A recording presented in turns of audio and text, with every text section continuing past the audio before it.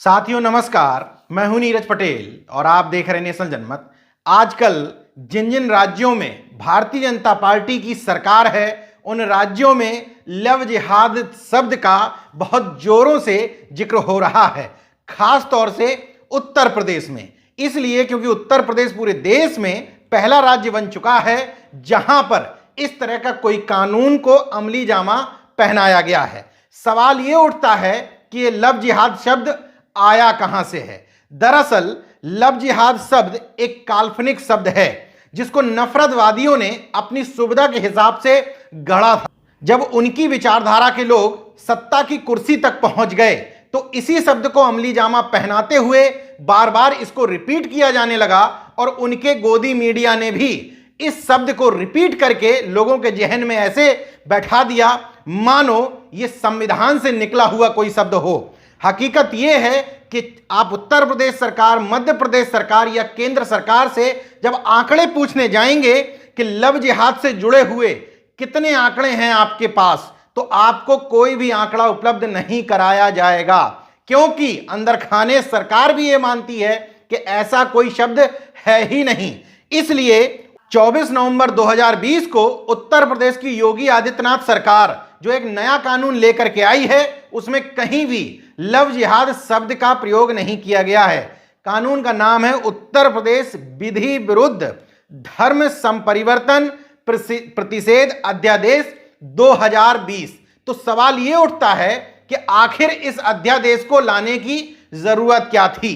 जवाब सीधा सीधा है कि ये सरकार ये दिखाना चाहती है कि हम खास समुदाय के लोगों को टाइट करके रखते हैं और उनको टाइट करके रखने के कारण आप इतने प्रफुल्लित हो जाते हैं कि पिछड़े और दलित वर्ग के तमाम हक अधिकार आरक्षण पर डाका डाला जाता रहता है और वो खुली आंखों से प्रफुल्लित होकर के धर्म की चाशनी में डूबे हुए सब कुछ देखते रहते हैं। यह आरोप मैं यूं ही नहीं लगा रहा हूं, कुछ उदाहरण आपके सामने रखूंगा, इसके बाद आपसे पूछूंगा कि अगर इसी तरह का बर्ताव आपके साथ किया जाए तो क्या आपको इस देश के कानून और सिस्टम के प्रति नफरत नहीं होगी। हालिया मामला कुशीनगर जिले का है। 8 दिसंबर को कुशीनगर के कसिया थाना अंतर्गत हैदर अली और शबीला का निकाह पढ़ा जा रहा था।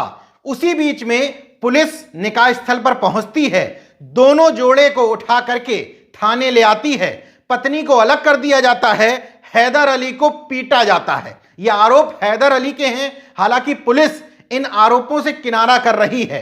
इनको पीटने के बाद पता यह चलता है कि हैदर अली और शबीला दोनों ही एक ही धर्म के यानी कि मुस्लिम हैं। मतलब कि दोनों के परिवारों को कोई तकलीफ नहीं थी, हैदर अली और शबीला को कोई तकलीफ नहीं थी। बीच में किसी नफरतवादी संगठन जो अपने आप को हिंदूवादी संगठन कहते हैं उनको तकलीफ हो गई।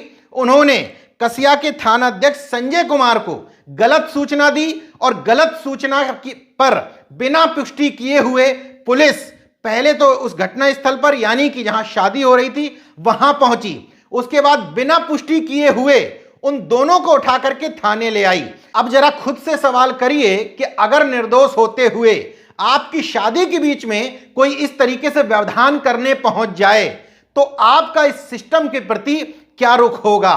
और हैरत की बात यह भी देखिए कि जब पुलिस को यह पता चल गया कि दोनों मुस्लिम हैं, इसके बाद भी जब तक लड़की का भाई थाने पहुंच करके उसका आधार कार्ड नहीं दिखा दिया, जब तक लड़के और लड़की के परिवार ने यह नहीं कह दिया कि इन दोनों की शादी उन दोनों की रजामंदी से हो रही है, तब तक उनको छोड़ा नहीं गया।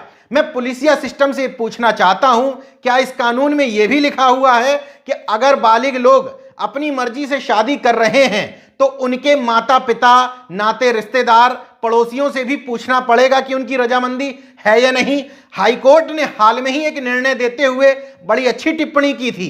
उन्होंने कहा कि मुझे इससे मतलब नहीं है कि लड़का पक्ष और लड़की पक्ष हिंदू मुस्लिम है, हम सिर्फ इतना जानते हैं कानून की निगाह के हिसाब से दोनों अगर बालिग हैं तो उनको अपनी मर्जी से शादी करने का अधिकार है। लेकिन ऐसा नहीं हो रहा है। अब एक दूसरा उदाहरण आपको बता देता हूं। बरेली का रहने वाला एक जोड़ा मेरठ आकर के रहने लगा था। 27 साल का मुस्लिम युवक था, 24 साल की हिंदू लड़की थी। कानूनन रूप से दोनों बालिग थे, उनको अपनी मर्जी से शादी करने का अधिकार था। कंकरखेड़ा थाने में तपेश्वर सागर थानाध्यक्ष हैं, उनके पास कंप्लेंट दर्ज कराई गई। किसकी तरफ से? इन दोनों की तरफ से नहीं, इनके परिवार की तरफ से भी नहीं। हिंदूवादी संगठनों को तकलीफ हो गई। इसके बाद इन दोनों को उठा करके थाने ले आया गया। थानाध्यक्ष ने जब इन दोनों के परिवार से पूछा तो उन्होंने कहा कि हमको कोई आपत्ति नहीं है। तो सवाल फिर से वहीं खड़ा होता है कि इसमें बजरंग दल को, हिंदू युवा वाहिनी को क्या तकलीफ थी? जब जोड़ा अपनी मर्जी से रह रहा था, धर्म परिवर्तन नहीं हुआ था, इसलिए क्योंकि जो कानून है, कानून के हिसाब से यह है कि अगर छल कपट से, प्रलोभन देकर के, बलपूर्वक, गलत तरीके से प्रभाव डालकर विवाह किया जाता है या नाम बदल करके, पहचान बदल करके विवाह किया जाता है तो वहां पर यह कानून लागू होगा। लेकिन इन दोनों उदाहरणों में ऐसा नहीं हुआ था, फिर भी पुलिस ने हस्तक्षेप किया। अब एक तीसरा उदाहरण भी आपको बता देता हूं। लखनऊ में दोनों परिवारों की मर्जी से 22 साल की एक लड़की जो केमिस्ट्री से पोस्ट ग्रेजुएट है, मतलब पढ़ी लिखी है, 24 साल का एक लड़का जो फार्मासिस्ट है लेकिन मुस्लिम है, दोनों शादी कर रहे थे। शादी पहले हिंदू रीति रिवाज से होनी थी, बाद में मुस्लिम रीति रिवाज से होनी थी। धर्म परिवर्तन का कोई चक्कर ही नहीं था। लेकिन पुलिस को हिंदू युवा वाहिनी जैसे किसी संगठन ने सूचना दे दी। पुलिस मौके पर पहुंची, शादी रुकवा दी गई, दोनों परिवार के लोगों को थाने पर बुलाया गया। अच्छी बात यह है कि उनको समझाया गया, उनसे कहा गया कि आप डीएम साहब की परमिशन ले लीजिए। लेकिन यहां धर्म परिवर्तन तो हो नहीं रहा था, दोनों लोगों की मर्जी से हो रहा था, दोनों धर्मों का सम्मान रखा जा रहा था। पहले उस लड़की की मांग भरी जानी थी, इसके बाद उस जोड़े का निकाह होना था। लेकिन हिंदूवादी संगठनों को तकलीफ हो गई और इस विवाह को रुकवा दिया गया। ऐसे तमाम सारे उदाहरण हैं जिन उदाहरणों में अगर आप गलत तरीके से किसी को परेशान करने की कोशिश करेंगे, इसके बाद उससे कहेंगे कि आप अपनी निष्ठा इस देश समाज के प्रति जाहिर रखिए, तो स्वाभाविक तौर पर उसके मन में इन कानूनों के प्रति कहीं ना कहीं गलत भाव उत्पन्न होंगे। इसलिए मैं कानूनों पर नहीं बल्कि उनके क्रियान्वयन और नियत पर बार बार सवाल उठाता हूं। अब सवाल यह भी उठना लाजमी है, क्या इस कानून के तहत तथा कथित हिंदूवादी संगठन जिनका उद्देश्य घुमा फिरा करके कुछ जातियों को सत्ता में बनाए रखकर उनका वर्चस्व बनाए रखना है, उनको यह छूट दे दी गई है कि अगर किसी को शादी करनी है तो उनको इन नफरतवादी संगठनों से सर्टिफिकेट लेने की जरूरत है। अब दो उदाहरण और आपको बता देता हूं। पहला उदाहरण है बरेली जिले के थाना देवरनिया के गांव शरीफ का। कहा जाता है कि उत्तर प्रदेश में यह कानून बनने के बाद पहला मामला सामने आया था जिसमें युवती ने आरोप लगाया था कि आरोपी मुस्लिम लड़का 3 साल से उसको परेशान कर रहा है और विवाह के लिए धर्म परिवर्तन का दबाव बना रहा है। आरोपी युवक का नाम था उवैस अहमद। इसको गिरफ्तार किया गया। अब मैं सवाल यह करना चाहता हूं कि मान लीजिए यह कानून नहीं बनता और वो युवती जो अब विवाहित हो चुकी है, वो या उसके पिता इस लड़के के खिलाफ कंप्लेंट करते, तो क्या उसकी गिरफ्तारी नहीं होती? पहले से ही पर्याप्त कानून बने हुए थे। वो लड़का मुस्लिम होता या ना होता, हिंदू भी होता और परेशान कर रहा होता, तब भी उसके लिए कानून में प्रावधान थे कि उसकी गिरफ्तारी होती। इसका मतलब मैं इस गिरफ्तारी को गलत नहीं ठहरा रहा हूं, मैं सिर्फ इतना बताने की कोशिश कर रहा हूं कि कानून बनता ना बनता, उस लड़के की गिरफ्तारी होती। दूसरा उदाहरण बता देता हूं। उत्तर प्रदेश में बरेली में ही 30 नवंबर को ताहिर हुसैन नाम के एक शख्स के खिलाफ कंप्लेंट ये की गई उसकी पत्नी ने कि उसने कुणाल शर्मा बन करके उससे शादी की हिंदू लड़की से। इसके बाद उसको गर्भवती कर दिया। गर्भवती होने के बाद उसको मारा पीटा गया, उसका गर्भपात कराया गया और जान से मारने की धमकी दी गई।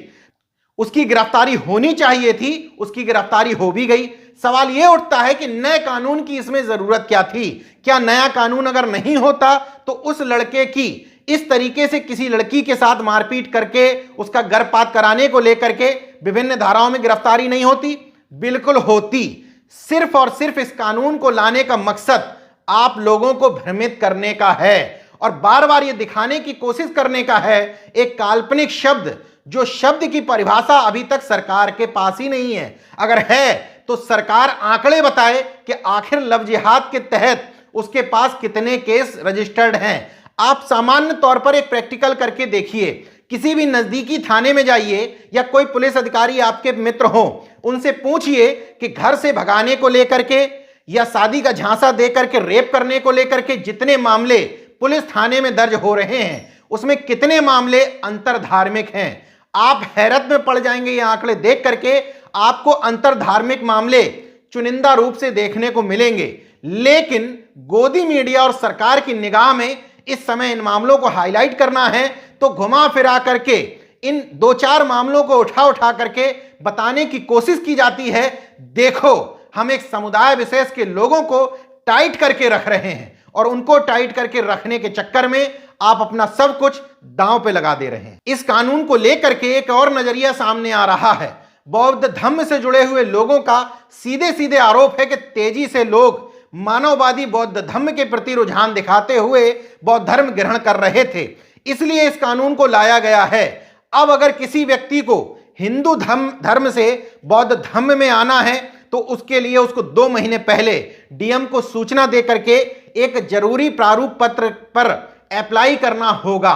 ऐसे में यह प्रक्रिया जटिल हो जाएगी, लोगों को डर का भी सामना करना पड़ेगा। इसलिए वंचित वर्ग के तमाम सारे लोग जो जातिवादी मानसिकता से निकलने के लिए बौद्ध धर्म की तरफ रुख अपना रहे थे, उस पर भी अब लगाम लगेगी। नाम न लेने की शर्त पर बौद्ध धर्म के एक भंते कहते हैं कि डर किसी और धर्म का दिखाया जा रहा है। हकीकत यह है कि इस समय के लोगों को सबसे ज्यादा डर यह था कि ज्यादा से ज्यादा लोग बौद्ध धर्म की दीक्षा लेते जा रहे हैं। बहरहाल, मैंने सारे पहलू आपके सामने रख दिए। अब आपको सोचना है कि ये कानून लाने के पीछे नियत साफ थी या कोई साजिश। देखते रहिए नेशन जनमत, जागरूक और सजग बने रहिए। जय विज्ञान, जय संविधान, जय लोकतंत्र। धन्यवाद। तो अगर आपने मेरा YouTube चैनल सब्सक्राइब नहीं किया तो प्लीज़ सब्सक्राइब कर लें और उस बेल आइकन पर जरूर क्लिक करें, जिससे जो मेरे न्यू वीडियो है